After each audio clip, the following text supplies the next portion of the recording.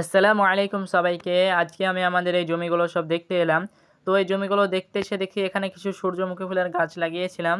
তো কয়েকদিন ধরে প্রচুর পরিমাণে বৃষ্টি হওয়ার কারণে এই গাছগুলো সব মরে গিয়েছে এবং যে কয়েকটা ফুল ছিল সেই ফুলগুলোও নষ্ট হয়ে গিয়েছে এবং যে কয়েকটি ফুল থেকে বীজ হয়েছিল সেগুলিও বৃষ্টির কারণে নষ্ট হয়ে গিয়েছে।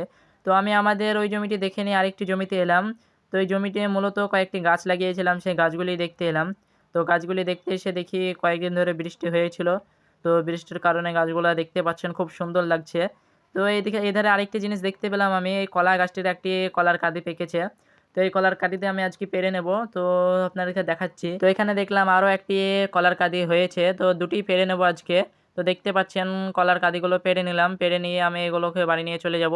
তো এগুলো দেখলাম একটু কাঁচা হয়ে রয়েছে, কয়েকদিন ঘরে রাখলে পেকে যাবে। তো এগুলো দেখছেন আমি কেটে নিলাম কাঁদি থেকে কলাগুলো। তো এই দুটি কাঁদি পাকার মতো হয়েছিল এবং গাছে দেখলাম আরও একটি কাঁদি রয়েছে। তো সেটি এখনও পাকার মতো হয়নি, কয়েকদিনের মধ্যে সেটিও পেকে যাবে। এবং দেখলাম গাছে কিছু কলার মোচাও হয়েছে। তো দেখলাম এই দুটি কলার কাঁদি থেকে প্রায় অনেকগুলি কলাই পাওয়া গেল। তো এই কলাগুলো আমি ব্যাগে ভরে নিয়ে বাড়ির দিকে রওনা দেবো। তো আজকের ভিডিওটা এখান থেকেই। আসসালামু আলাইকুম।